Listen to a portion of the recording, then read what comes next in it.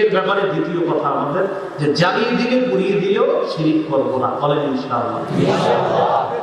শিরিকের ব্যাপারে ৩ নম্বর কথা। সহিহ বুখারীর বর্ণনা, একদিন নবীজি সাহাবীদের সামনে বসা, সাহাবীদেরকে বললেন, তোমরা আমার হাতে বায়াত গ্রহণ করো ৬টি শর্তে। কয়টি শর্তে? ৬টি। বায়ুনি আলা আল্লা তুশরিকু বিল্লাহি শাইআ, আমার কাছে তোমরা বায়াত হয়ে যাও, বিক্রি হয়ে যাও ৬ শর্তে। ১ নাম্বার, তোমরা আল্লাহর সাথে শিরিক করবা না। ২ নাম্বার, ওয়ালা তাসরিকু, চুরি করবা না। ওয়ালা তাজনু, ৩ নাম্বার, জিনা করবা না। ৪ নাম্বার, ওয়ালা তাকতুলু আওলাদাকুম, সন্তান হত্যা করবা না। ৫ নাম্বার, ওয়ালা তাতু বিবুহতানিন তাফতারুনাহু বাইনা আইদিকুম, নিজেরা বানিয়ে কারো ব্যাপারে মিথ্যা অপবাদ দিবা না। ৬ নাম্বার, ওয়ালা তাসুনি ফি মা'রুফ, আমাকে মানতে গিয়ে কখনো নাফরমানি করবা না। এই ৬ শর্তে আমার কাছে বায়াত করো। ১, শিরক করবা না। ২, চুরি করবা না। ৩, জিনা করবা না। ৪, সন্তান হত্যা করবা না। ৫, নিজেদের থেকে বানিয়ে কোনো মিথ্যা কথা বলবা না। ৬, আমার কোনো ভালো কথা গ্রহণ করতে আমার নাফরমানি করবা না। এই ৬ শর্তে আমার কাছে বায়াত করো। ১ নাম্বারটাই ছিল আল্লাহর সাথে শিরক করবা না, এই শর্তে বায়াত। শিরক নামক মহা জুলুম থেকে আল্লাহ আমাদেরকে হেফাজত করুন। আমিন। শিরকের ব্যাপারে ৫ নম্বর কথা বলেন আমার সাথে। শিরক মহা পাপ। সবচেয়ে বড় পাপ কি বলেন তো?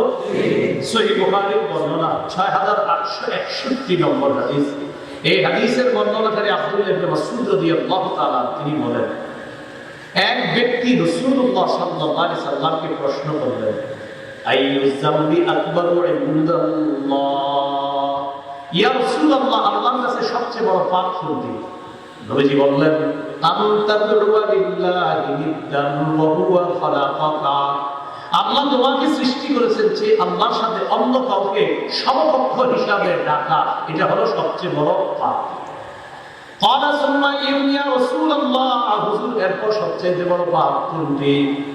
নবীজি বললেন, আনতাকুতুলা ওয়ালাদাকা মাখাফাতা আইয়াতআমা মাআ, তোমার সন্তান তোমার প্লেটে খাদ্যে অংশগ্রহণ করবে এই ভয়ে সন্তান হত্যা করা। সন্তান তোমার প্লেটে খাবে এই ভয়ে সন্তানকে হত্যা করা, এরপর সবচেয়ে বড় পাপ। সন্তান হত্যার ঘটনা আপনাদের এলাকা আছে? হ্যাঁ, এক সন্তান নেওয়ার পর 10 বছর আর সন্তান কেন হয় না, সেটা বলুন। সূরা বনী ইসরাঈলের 31 নম্বর আয়াত, আল্লাহ তাআলা বলেন, কিছু মানুষ দ্বিতীয় সন্তান নেয় না কেন? টেনশন, কে খাওয়াবে? আল্লাহ তাআলা বলেন, ওয়ালা তাকতুলু আওলাদাকুম খাশিয়াতা ইমলাক। 15 পারা হাফিজি কোরআন মাজিদ অনুযায়ী 4 নম্বর পৃষ্ঠা, সূরা বনী ইসরাঈল 31 নম্বর আয়াত, আল্লাহ তাআলা বলেন, দারিদ্রতার ভয়ে তোমরা তোমাদের সন্তান হত্যা করো না।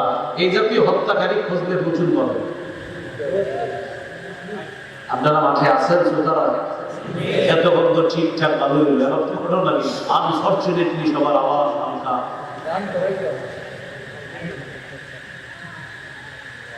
ক্বালা সুম্মা ইয়া রাসূলুল্লাহ, হুজুরের পর সবচেয়ে বড় পাপ কোনটি? নবী বললেন, আনতুজানি বিহালিলাতি জারিকা, তুমি তোমার প্রতিবেশীর স্ত্রীর সাথে অবৈধ কর্মে লিপ্ত হয়ে যাওয়া।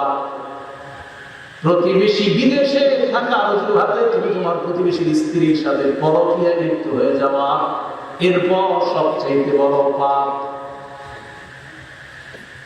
প্রতিবেশী স্ত্রী বাড়িতে আছে, তিনি কোথাও চাকরি করেন, ঢাকা বা কোথাও চাকরি করেন।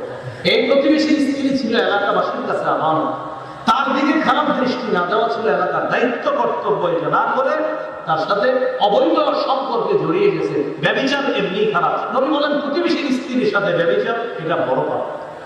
কিয়ামতের ময়দানে বড় পাপীর খাতারে তাকে দাঁড় করে তাকে দাঁড় করানো হবে। আল্লাহ আমাদেরকে হেফাজত করেন। জাহাল আলোচনায় মূল বিষয় হলো শিরক সবচেয়ে বড় পাপ। এরপরে সবচেয়ে বড় পাপ সন্তান হত্যা করা, কে খাওয়াবে এই ভয়ে সন্তান হত্যা করা। এরপর সবচেয়ে বড় পাপ প্রতিবেশীর স্ত্রীর সাথে ব্যভিচারে লিপ্ত হয়ে যাওয়া। শিরকের ব্যাপারে 5 নম্বর কথা বলেন, শিরক সবচেয়ে বড় কবিরা গুনাহ। আগেটা গেল বড় পাপ, আর এটা হলো কবিরা গুনাহ। এই হাদিস থেকে আমরা জানি। সহিহ বুখারীর 6675 নম্বর হাদিস, এই হাদিসের বর্ণনাকারী আব্দুল্লাহ ইবনে আমর রাদিয়াল্লাহু তাআলা তিনি বলেন আল কাবাইরু আল ইশরাকু বিল্লাহ, সবচেয়ে বড় কবিরা গুনাহ হলো আল্লাহর সাথে শিরক করা। সুম্মা উকুকুল ওয়ালিদাইন, এরপর সবচেয়ে বড় কবিরা গুনাহ হলো মা বাবার সাথে নাফরমানি করা। সুম্মা কতলুন নাফসি, এরপর সবচেয়ে বড় কবিরা গুনাহ মানুষকে হত্যা করা। বলেন কি হত্যা করা? আবার বলেন কাকে হত্যা করা? আল্লাহ তাআলা বলেন মান কাতালা নাফসান বিগাইরি নাফসিন আও ফাসাদিন ফিল আরদি ফাকান্নামা কাতালান নাস জামিআ। সূরা মাইদা 32 নম্বর আয়াত। আল্লাহ তাআলা বলেন মান কাতালা নাফসান বিগাইরি নাফসিন আও ফাসাদিন ফিল আরদি ফাকান্নামা কাতালান নাস জামিআ। কেউ যদি কোনো মানুষকে অন্যায়ভাবে হত্যা করে, সে পুরো দুনিয়ার সব মানুষকে কেমন যেন হত্যা করে। একজন মানুষকে হত্যা করা পুরো দুনিয়ার মানুষকে হত্যা করা নিষেধ। তাহলে একটা মানুষকে হত্যা করা নিষেধ, তো কোনো মুমিনকে হত্যা করার অপরাধটা নেই। যে কোনো মানুষকে হত্যা করা মানে পুরো দুনিয়ার মানুষকে হত্যা করা, তাহলে একজন মুমিনকে হত্যা করার কি অবস্থা হবে? চড়ুই পাখি আজাইরা হত্যা করা নিষেধ। চড়ুই পাখি নাসাই বর্ণনা ক্বালা রাসূলুল্লাহ সাল্লাল্লাহু আলাইহি ওয়াসাল্লাম মান কাতালা উসফুরান আবাসা, কোন ব্যক্তি যদি একটি চড়ুই পাখিকে অন্যায়ভাবে অনর্থক হত্যা করে, রাস্তা দিয়ে দুই বন্ধু হেঁটে যাওয়ার সময় গুলে মারলেন, মারার পর চড়ুই পাখির গায়ে যাওয়ার পর চড়ুই পাখিটা মারা গেছে, বেচারা গাছে বসে রয়েছে, আপনারা মারলেন কিভাবে? স্যার আমাদের দেশে গুলি না, আপনাদের কি বলবেন?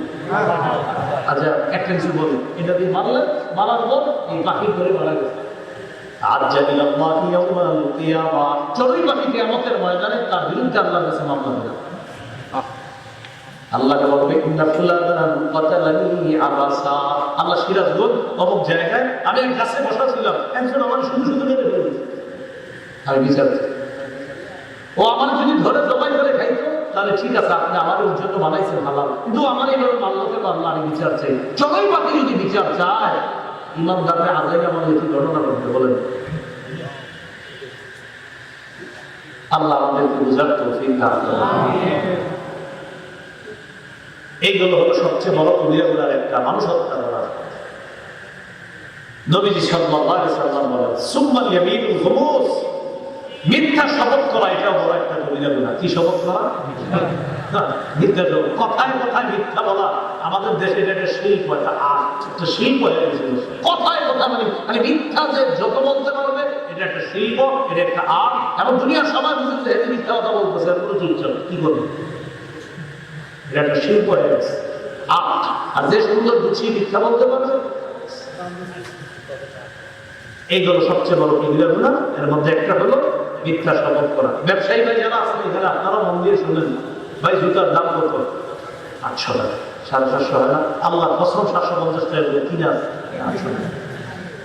এই বেচারা ঢাকার হাউস গিয়ে এই জুতা 200 করে কিনে আছে। কথা কথা 200 থেকে আপনার 850 টাকা কত লাগে? 650 মিথ্যা কথা বলবে, 550 550 এই 550 মিথ্যা কথা বলবে। কিয়ামতের মাঠে এই মিথ্যাবাদী সবচেয়ে বড় কবিরা গুনাহকারীর খাতায় আপনি দাঁড়াবেন, সেখানে আল্লাহর সামনে দাঁড়ানোর জন্য তৈরি থাকবেন। আল্লাহ আমাদেরকে হেফাজত করুন। শিরকের ব্যাপারে 6 নম্বর কথা, শিরক করলে নবীজির সুপারিশ পাবে না।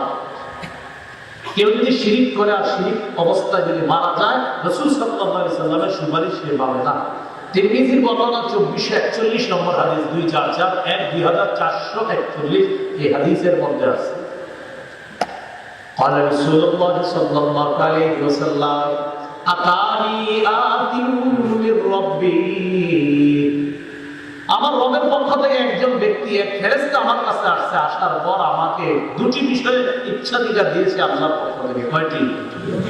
ফাখায়্যারানি বাইনা আন ইউদখিলা নিসফা উম্মতি আল জান্নাহ ওয়া বাইনা আশ-শাফাআ। আল্লাহ তাআলা আমাকে বললেন, হাবিব যদি আপনি চান আপনার উম্মতের অর্ধেক জান্নাতে দিতে পারবেন, সুবহানাল্লাহ।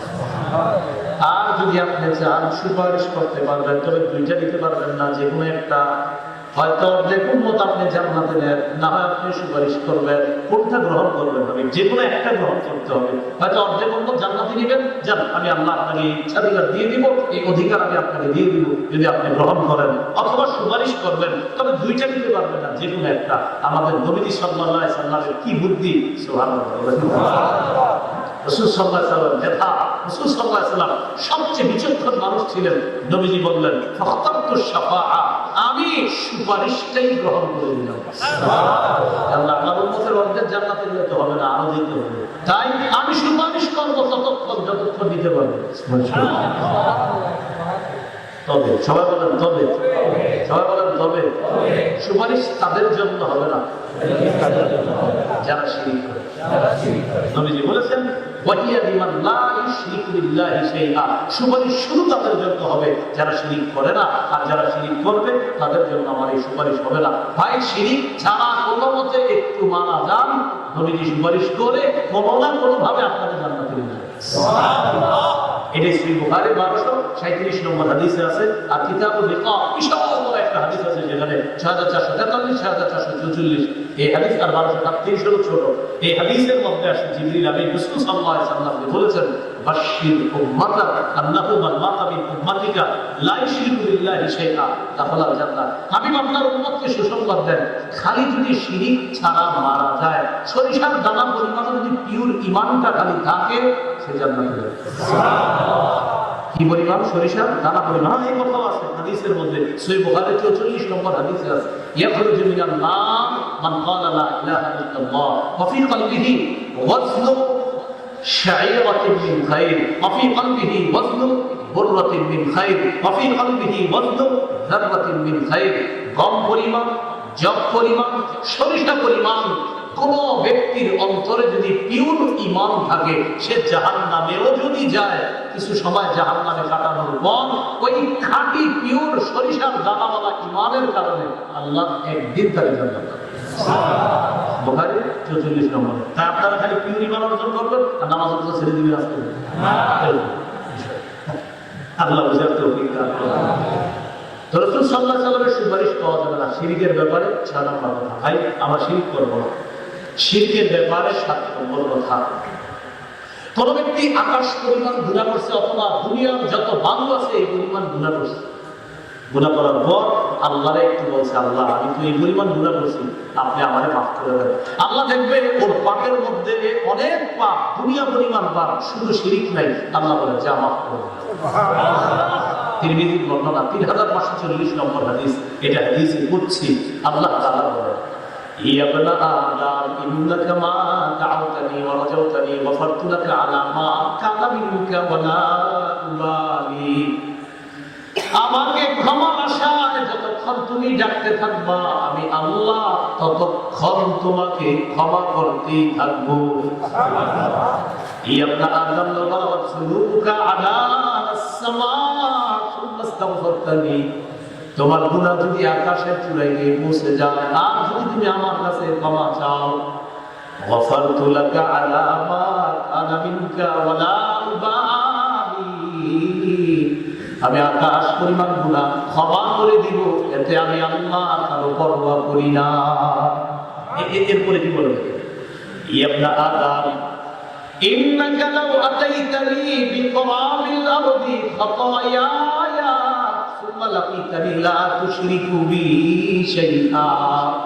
দুনিয়ার ভালো পরিমাণ গুনাহ করেছো তুমি, আর আমার কাছে এই পরিমাণ গুনাহ নিয়ে আসছো, শুধু শিরক করো। আমি ভালো পরিমাণ ক্ষমা নিয়ে তোমাকে ক্ষমা করে দিব। ভালো পরিমাণ গুনাহ, ভালো পরিমাণ ক্ষমা, ভালো পরিমাণ গুনাহ, ভালো পরিমাণ ক্ষমা, শর্ত শিরক করো। এগুলো কত? 7 নম্বর কথা। শিরকের ব্যাপারে 8 নম্বর কথা। আজকে কি বার? আগামীকাল মঙ্গলবার, আগের দিন কি বার? এই দুইটা বার মুখস্থ করেন, বলেন সোমবার, বৃহস্পতিবার, বলেন আবার বলেন। এবার আমার সাথে বলেন, এখন থেকে প্রতি সপ্তাহে। মামুনরা কি ওয়াজ শুনতেছে? আচ্ছা বলেন, এখন থেকে প্রতি সপ্তাহে সোমবার এবং বৃহস্পতিবার আমরা এই টেনশন করব, আমার আমল নামা আল্লাহর কাছে শিরক মুক্ত ভাবে পৌঁছেছে কিনা? এই টেনশন করবো কিভাবে সোমবার বৃহস্পতিবার বলেন কেন না? সোম এবং বৃহস্পতিবার বান্দার আমল নামা আল্লাহর কাছে পেশ করা হয়। আমল নামায় যদি শিরক না থাকে, কিছু গুনাহ থেকে থাকলেও আল্লাহ মাফ করে। কি নেই? শিরক নেই, তাহলে আমরা কি করে দেয়? হাদিস শোনেন, সহিহ মুসলিম 6440 নম্বর হাদিস। এটা হলো আপনাদের পকেটের উস্তাদ অনুযায়ী নাম্বার, মানে পকেটে মোবাইল আসতে দেখি আবার বিল লাগে, এটা হলো পকেটের অনুযায়ী। এটা না করলে সমস্যা ছিল না। আন্তর্জাতিক নাম্বার অনুযায়ী 2565 নম্বর হাদিস, মানে আমাদের মাদ্রাসার পাঠ্যপুস্তক অনুসারে 2565। এটাই মূলত দরকার। যদি আপনাদের পকেটটা এটা মিলবে না, তো পকেটেরটা তারপরে পাওয়া বলে দিলাম। 6440 মোট হাদিস সংখ্যা হবে 7453 না, দেখবেন এরকম হবে। এই হাদিসে আসছে রাসূলুল্লাহ সাল্লাল্লাহু আলাইহি সাল্লাম বলেন, তু'রাদুল আ'মালু ইলাল্লাহ ফি কুল্লি ইয়াউমিন খামিসিন ওয়া ইসনাইন। প্রতি বৃহস্পতিবার এবং সোমবার আমলনামা আল্লাহর কাছে পেশ করা হয়। নবী বলেন, ফায়াগফিরুল্লাহু লিকুল্লি ইমরিইন লা ইউশরিকু বিল্লাহি শাইআ ইল্লা ওয়ান কানা বাইনাহু ওয়া বাইনা আখিহি শাহনা। নবী বলেন, সোমবার আর বৃহস্পতিবার আমলনামা যখন আল্লাহর কাছে যায়, দুই শ্রেণীর অপরাধী, একটা হলো শিরককারী, আরেকজন হলো বিদ্বেষ পোষণকারী। আমার মধ্যে যদি শিরক না থাকে আর ভাই ভাই বিদ্বেষ যদি না থাকে, এমন সব পাপীদেরকে আল্লাহ মাফ করে দেয়। শিরক করা যাবে না, ভাই ভাই বিদ্বেষ থাকা যাবে না। শিরক নামক অপরাধটা থাকতে হবে। ভাই ভাই বিদ্বেষ থাকলে আজকে ভাইয়ের কাছে ফোন দিয়ে বলবেন, ভাই যেন আমার ভুল হয়ে গেছে, আমার মাফ করে দেবেন, তাড়াতাড়ি ভাই ভাই মিলে যেতে হবে। তাহলে এই দুই অপরাধ যদি থাকে তাহলে কিন্তু মাফ হবে না। এই দুই অপরাধ না থাকলে আল্লাহ আপনার আশেপাশে যে গুণাগুলো হয়েছে আমাদের অজান্তে জানতে, এগুলো আল্লাহ মাফ করে দেবেন। এই হলো 8 নম্বর কথা। 9 নম্বর কথা, শিরক করে যদি কেউ মারা যায়, তার জন্য জান্নাত হারাম হয়ে যাবে। সূরা মাইদার 72 নম্বর আয়াতে আল্লাহ তাআলা বলেন, ইন্নাহু মান ইউশরিক বিল্লাহ ফাকাদ হারামাল্লাহু আলাইহিল জান্নাহ। কেউ কি আল্লাহর সাথে শিরক করে আর এই অবস্থায় মারা যায়, তার জন্য আল্লাহ জান্নাত হারাম করে দেয়। নাউযুবিল্লাহ। 10 নম্বর, শিরক যে করবে এই ব্যক্তির আমলনামা সব বরবাদ। সূরা জুমারের 65 নম্বর আয়াতে আল্লাহ তাআলা বলেন, ওয়ালাকাদ উহিয়া ইলাইকা ওয়া ইলাল্লাযীনা মিন ক্বাবলিক। নবী আপনার প্রতি আর আপনার পূর্ববর্তী নবীদের প্রতি এই মর্মে ওহী প্রেরণ করা হয়েছে, লাইন আশরাকতা, নবী আপনি যদি শিরক করেন, লা ইয়াহবাতান্না আমালুকা, আপনার আমলনামা সব বরবাদ হবে। নবী আপনি শিরক করলে আমলনামা হবে। আল্লাহ আমাদেরকে হেফাজত করেন। 11 নম্বর, শিরকের অপরাধ ছাড়া বাকি যত অপরাধ আল্লাহ ক্ষমা করে দেয়। শিরকের অপরাধ ক্ষমার জন্য তওবা লাগবে, কায়মন ভাবতে যে ভবিষ্যতে আমি আর শিরক করব না। তাহলে আশা করা যায় শিরক থেকে ফিরে আসতে হবে, আর ভবিষ্যতে শিরক করবে না, তওবা করতে হবে। তাহলে আশা করা যায় মাফ করবে। সূরা নিসা 48 নম্বর আয়াত আল্লাহ বলেন, ইন্নাল্লাহা লা ইয়াগফিরু আন ইউশরাকা বিহি ওয়া ইয়াগফিরু মা দুনা যালিকা লিমান ইয়াশা। নিশ্চয় ব্যক্তিকে আল্লাহ ক্ষমা করেন না যে আল্লাহর সাথে শিরক করে। এর চেয়ে নিম্নের যত অপরাধ যাকে চায় তাকে আল্লাহ মাফ করে দেয়। এই হলো শিরকের ব্যাপারে 11টা কথা। সর্বশেষ কথা, আমাদের দেশে, ভারত, পাকিস্তান, বাংলাদেশে মাজার কবরকে কেন্দ্র করে কিছু বেদাত হয়, যে বেদাতগুলো মানুষকে শিরক পর্যন্ত পৌঁছে দেয়। এই বেদাতগুলো থেকে আমরা নিজেরা বাঁচবো, অন্যদেরকে বাঁচানোর চেষ্টা করব। আবু দাউদের 4608 নম্বর হাদিসে আছে, নবী বলেন, হালাকাল মুতানাক্কিউনা, হালাকাল মুতানাক্কিউনা, হালাকাল মুতানাক্কিউনা। বাড়াবাড়িকারীরা ধ্বংস, বাড়াবাড়িকারীরা ধ্বংস, বাড়াবাড়িকারীরা ধ্বংস। তাই ভাই, কবরকে কেন্দ্র করে কোনো ধরনের চিন্তা করা যাবে না। নবী ইন্তেকালের দিন, যেদিন ইন্তেকাল করবে, সেদিনের একটা গুরুত্বপূর্ণ হাদিস শোনেন, সহিহ বুখারী 435 নম্বর হাদিস।